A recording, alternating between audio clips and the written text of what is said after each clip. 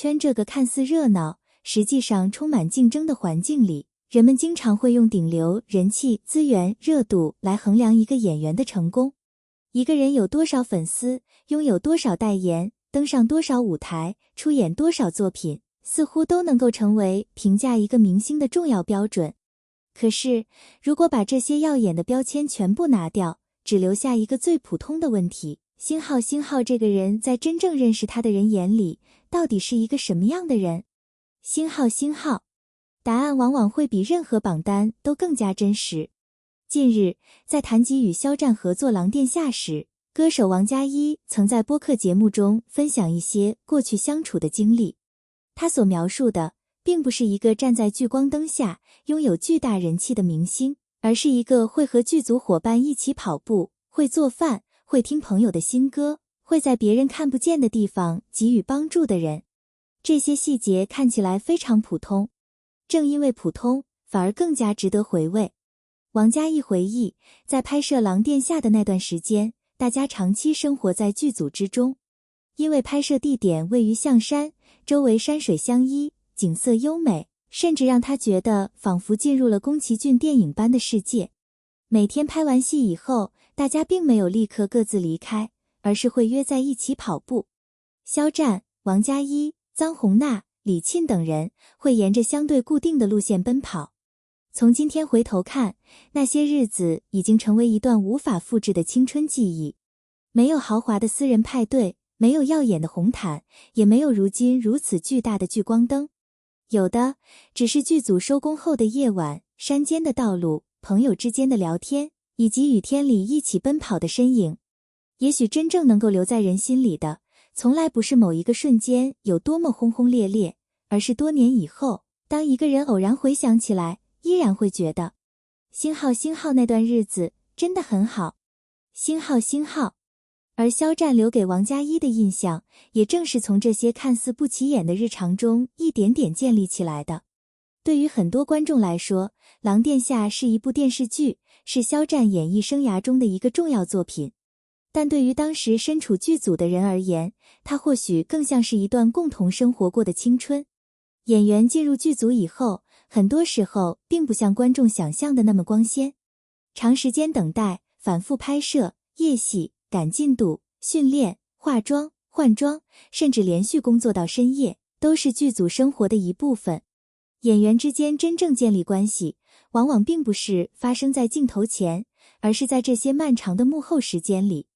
王佳一的回忆恰恰让人看到了这样一种关系。他们一起拍戏，一起吃饭，一起跑步，一起唱歌，也一起经历那些疲惫却充满青春气息的日子。尤其值得注意的是，王佳一提到，大家彼此之间的关系很好，是因为大家都比较真诚。这句话其实非常重要，因为在一个竞争激烈的行业里，真诚并不是一个轻松的品质。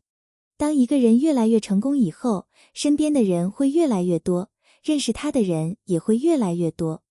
可是，人越往高处走，能够保持原本的真诚，反而越难。所以，王佳一在谈到所谓顶流时，并没有把成功简单理解成运气。在他的描述里，那些能够走得越来越远的人，本身往往就拥有某些非常优秀的品质。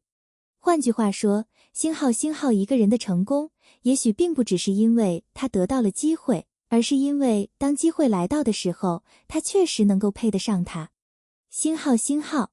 如果把时间线拉回《狼殿下》拍摄时期，当时的肖战还没有走到如今这样的位置。那时候的他还在不断积累作品，不断证明自己，也正在经历演员职业道路上的重要阶段。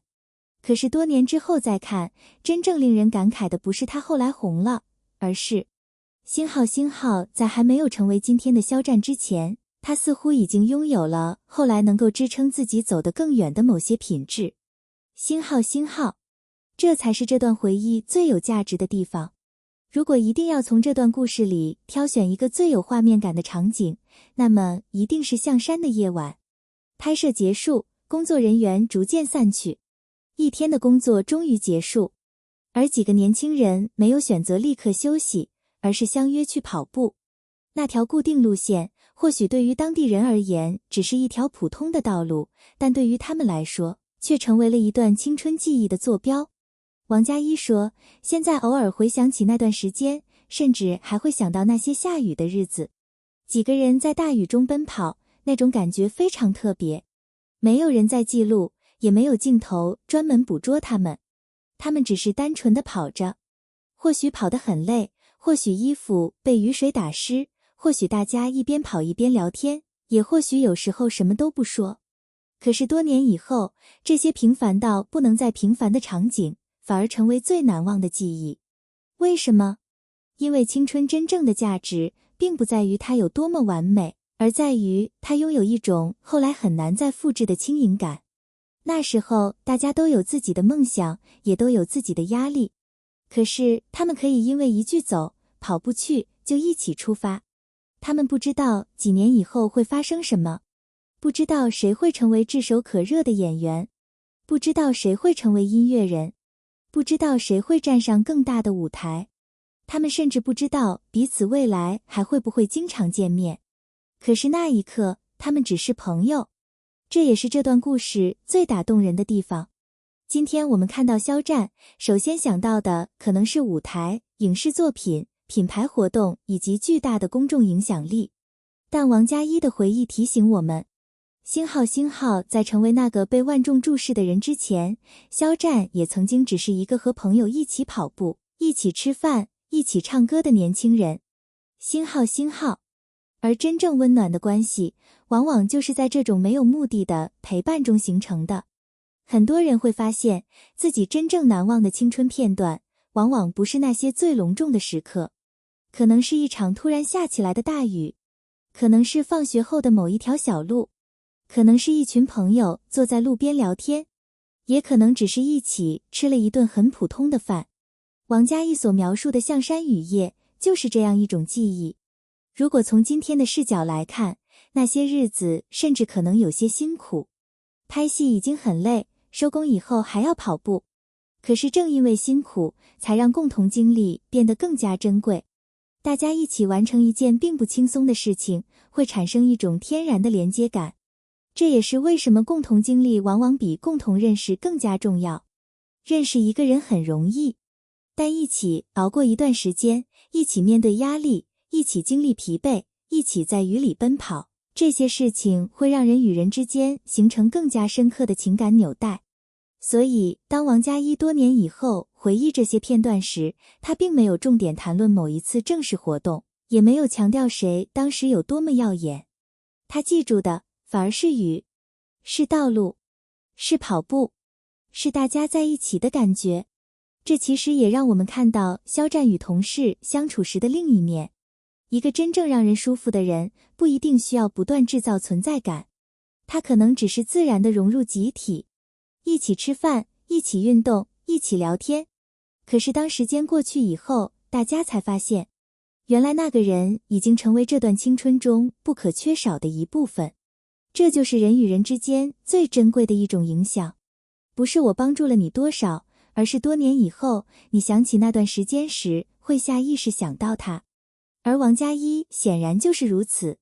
如果说跑步展现的是肖战生活中的亲近感，那么做饭则让这个人物形象突然变得更加具体。